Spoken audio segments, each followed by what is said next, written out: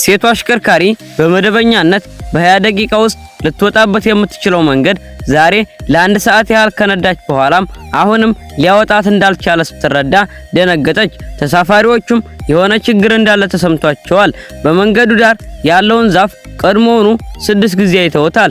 በቅጽበት በሴቷ አሽከርካሪ ጀርባ ላይ ቀዝቃዛ ላብ ፈሰሰ። እናም አሁን ከተጫኑ ተሳፋሪዎች መካከል አንዱ ሕጉን እንደጣሰ ደመደመች። ያቺ ሴት በከተማዋ ብቸኛዋ የሌሊት ፈረቃ የባስ አሽከርካሪ እንደነበረች ታወቀ። ይሄ የሌሊት ባስ መስመር ለአያቷ ለ30 ዓመት ያህል ያለማቋረጥ ሲነዳ የነበረ ነው። በዚህ ዓመት አያቷ ከዚህ ዓለም በሞት ተለዩ። እናም ሴትዮዋ ይህንን ባስ ብቻዋን ስትነዳ ለመጀመሪያ ጊዜ በይፋ በስራ ላይ ነበረች። ከመሞቱ በፊት አያቷ እጇን አጥብቆ በመያዝ መከተል ያለባቸውን 3 ሕጎችን አስቀመጠ። አንደኛ፣ ነፍሰ ጡር ሴቶችን በፍጹም ባሱ ላይ እንዳይሳፈሩ። ሁለተኛ፣ ባሱ በየቀኑ ምሽት በትክክል በ11 ሰዓት መነሳት አለበት። ሶስተኛ፣ ባሱ ለማንም ሰው ለመውረድ መንገድ ላይ መቆም አይችልም። አያቷ ነፍሰ ጡር ሴቶች ባስ ላይ መውጣት እንደማይችሉ ደጋግሞ አጽንሶላት ነበር። እናም አንዴ እነዚህ 3 ሕጎች ከተጣሱ በባሱ ላይ ያሉ ሁሉም እንደሚሞቱ አጥብቆ መናገሩን ቀጠለ። ሴትዮዋ በእንባ እየታጠበች ተስማማች። የአያቷንም የመጨረሻ ቃላት በልቧ ውስጥ በጥብቅ ቀርጻ ያዘች። ምሽቱ ወደ 11 ሰዓት ሲቃረብ ሴትዮዋ በሰዓቱ ለመነሳት ከዘጋጅታ ባሱን ወደ ማቆሚያ ነዳችው። ሰላም ጋይስ፣ እንዴት ናችሁ? ሁላችሁንም ሰላም ብያለሁ። ቪዲዮውን ከመጀመራችሁ በፊት ቪዲዮ ላይክ፣ ቻናሉ ሰብስክራይብ በማድረግ ወደ ቪዲዮ እንመለስ። በነገራችን ላይ ይህንን ቪዲዮ ሁሉንም እለቀዋለሁ። ይህን ቪዲዮ ስታዩ እስካሁን ቀጣው መለቀቁን ገብታችሁ ቼክ አድርጉት። ወደ ቪዲዮ እንመለስ። ከመሳፈራቸው በፊት በባሱ ላይ ያሉትን ሕጎች በግልጽ አሳወቀች። ነፍሰ ጡር ሴቶች እንዳይሳፈሩ የተከለከሉ መሆናቸውንና ባሱ በመንገድ ላይ ምንም አይነት ማቆሚያ እንደማያደርግ ገለጸች። እነዚያ ቃላት በተሳፋሪዎች መካከል አለመደሰትን ቀሰቀሱ። አንድ ወጣት ነፍሰ ጡር ሴቶችን ማግለል ብቻ ሳይሆን እንዲህ አይነት ምልክትም በባሱ ላይ በግልጽ በመስቀሏ ተቻት። እንደዚህ አይነት ባህሪ በእውነት እፍረት የሌለው መሆኑን ተናገረ። ሴትዮዋ ይህ ሕግ ለ30 ዓመታት ያህል ሲተላለፍ የነበረ መሆኑንና አያቷ ለአማካኝ ሕይወቱ ጠብቆት እንደነበር አስረዳች። ይህንን ስራ ከተረከበች ጀምሮ ሕጎቹን መጠበቅ ነበረባት። ተሳፋሪዎቹ ይህንን መቀበል ካልቻሉ በዚህ ባስ ላይ ላለመሳፈር መምረጥ እንደሚችሉ ገለጸች። ወጣቱ በባስ ጣቢያው እሷ ላይ አቤቱታ እንደሚያስገባ አስፈራራት። ነገር ግን በሌሊት አገልግሎት ላይ የነበረው ብቸኛው ባስ ይህ ነበር። ሁሉም ባይደሰቱም በእሱ ላይ ከመሳፈር ውጪ ሌላ አማራጭ ያልነበራቸውም። አንድ ሰው ነፍሰ ጡር ሴቶች በባስ መሳፈር መብት እንዳላቸው እና የአሽከርካሪዋ ሕግ ተገቢ እንዳልሆነ ሕጋዊ እንዳልሆነ ተቃወማት። ነገር ግን ነፍሰ ጡር ሴቶች እንዳይሳፈሩ የሚለውን በባሱ ላይ ያለውን ምልክት ስታይ የቢሮዋ ሴት አሁንም ትንሽ መረበሽ ስሜት ተሰማት። ብዙም ሳይቆይ ተሳፋሪዎቹ በጥርጣሬ ስሜት ውስጥ ሆነው ተሳፈሩ። ከገቡ በኋላ ሴትዮዋ ነፍሰ ጡር ሴቶች መሳፈር እንደማይችሉና በመንገድ ላይ ማቆም ወይም መውረድ እንደማይችሉ በድጋሚ ሕጉን አጥብቃ ተናገረች። እሱ ያለችውን ማንም ሰው በቁም ነገር አልወሰደውም። አሮጊቷ ሴት የሴቷን አሽከርካሪ ወሬ መታገስ አልቻለችም። እናም ምራቷ ነገ ማለዳ በረራ እንዳላት በመግለጽ አሽከርካሪዋ በአስቸኳይ እንድትንቀሳቀስ ወተወተቻት። ሌሎችም በሴትዮዋ ላይ ትዕግስት እያጡ መጡ። በሁሉም ሰው ግፊት ሴትዮዋ ባሱን አስነሳችው። የኮሌጅ ተማሪዋ በተወሰኑ መልኩ ተጨንቃ ነበር፣ እየተንቀጠቀጠች። በእርግጥ ነፍሰ ጡር ሴት በባሱ ላይ ቢኖር ምን ሊፈጠር እንደሚችል ጠየቀች። ሴትዮዋ አንድ ሕጉ ከተጣሰ መጸጸቱ በጣም ዘግይቶ እንደሚሆን ተናገረች።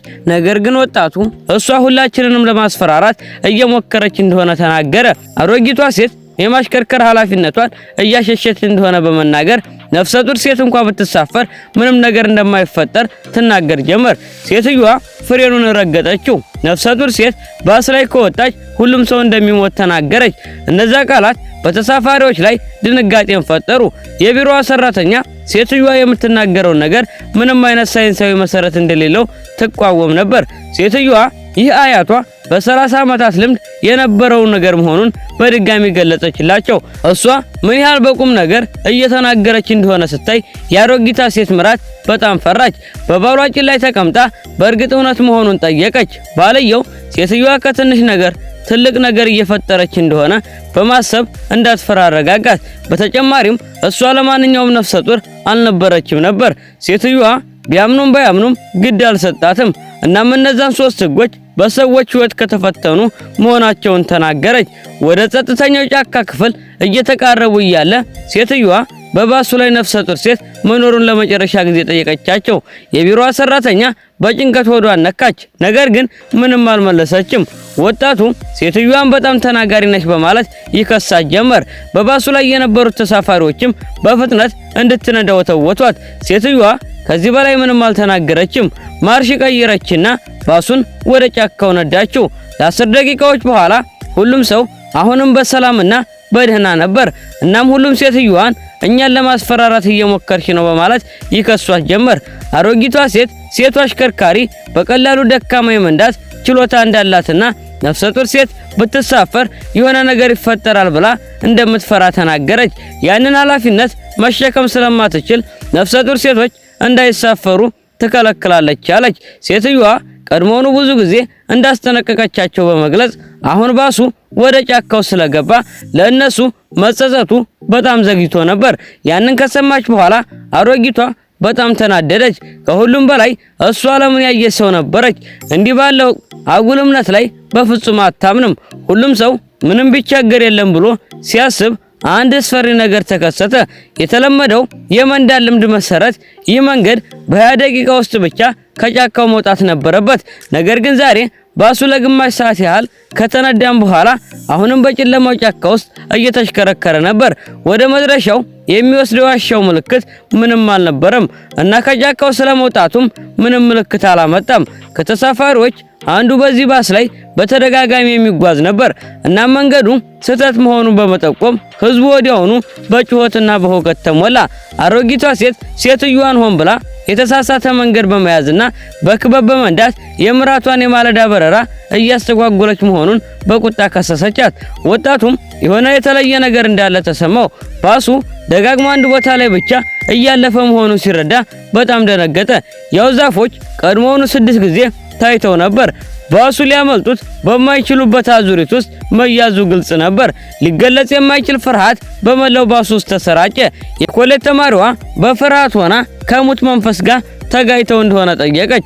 አሮጊቷ ሴት እንደ ኮሌጅ ተማሪነቷ በአጉል እምነት ማመን እንደሌለባት በቁጣ ገጸጸቻት። ንግግሯ እንዳበቃች በባሱ ውስጥ ያሉት መብራቶች መብረቅረቅ ጀመሩ። ከዚያም የሬሳ ገንዘብ ወጣቱ ፊት ላይ ከጣበቀ። በባሱ ውስጥ ያሉት መብራቶች በድንገት ሁሉም ጠፉ። እናም ሁሉም ሰው በከፍተኛ ድንጋጤ ተያዘ። በተመሳሳይ ጊዜ በሴቷ አሽከርካሪ ፊት ላይ ያለው የቡድሃ ክታብ ላይ ደም መንጠባጠብ ጀመረ። ከዚያም የእንግዳ ዛፍ በድንገት መንገዱን ዘጋው። ሴትዮዋ አንድ ሰው ሕጉን እንደጣሰ ወዲያውኑ ተረዳች። ባሱ ምንም ቢያደግ ከዚህ ጨለማ ጫካ ውስጥ መውጣት እንደማይችል ስትረዳ ከፍተኛ ድንጋጤ ውስጥ ወደቀች። በቁጣ ወደ ተሳፋሪዎቹ ዞራ ከናንተ መካከል ያረገዘችው ማንኛዋ ናት ስትል ጠየቀቻቸው። በዛ ቅጽበት ያቺ የቢሮ ልብስ የለበሰች በስውር ሆዷን ትዳስስ ነበር። ነገር ግን ምንም ሳትናገር ዝምታ መረጠች። ሌሎች ተሳፋሪዎች ግን በቁጣ አሽከርካሪዋን መውቀስ ጀመሩ። ባሱ ላይ ነፍሰ ጡር ሴት ቢኖር እንኳን ከባሱ እንድትወርድ የምታስገድድበት ምንም አይነት ምክንያት የለም በማለት ተከራከሩ። አንዲት ተማሪትም ይቺ ሴት እኮ አንድ ቀን እናት ትሆናለች፣ ስለዚህ ለነፍሰ ጡር ሴቶች ጠላትነትን ማሳየት የለብሽም አለች። አሽከርካሪዋ ግን የሁሉንም ወቀሳና ጥርጣሬ ችላ በማለት እንደገና አስጠነቀቀቻቸው። ዛሬ ነፍሰ ጡሯ ሴት ከዚህ ባስ ካልወረደች ባሱ ወደፊት መጓዝ አይችልም አለች። ይህንን እየተናገረች ከጥንታዊ ሳንቲሞች የተሰራ ሰይፍ አውጥታ ነፍሰ ጡሯ ሴት እንድትወርድ አጥብቃ ተናገረች።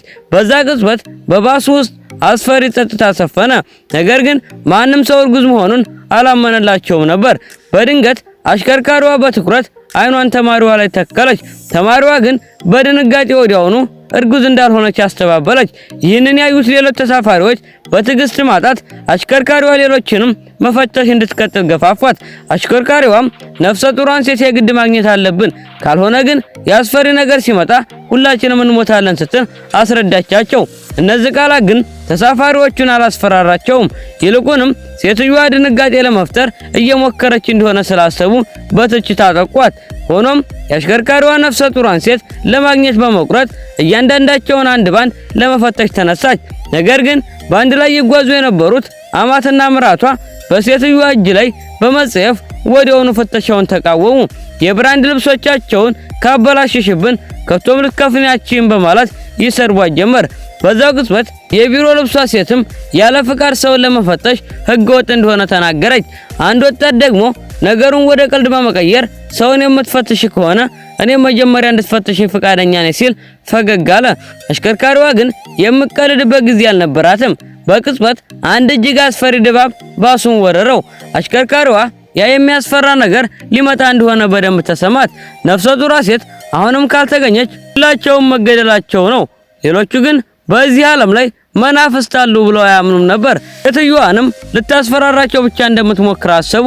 አሽከርካሪዋ ተጨማሪ ማብራሪያ ለመስጠት ጊዜ ስላልነበራት የአሮጊቷን ምራት አካል በኃይል ለመፈተሽ ስትሞክር ምራትየዋ ፊቷ ላይ በጥፊ መታቻት።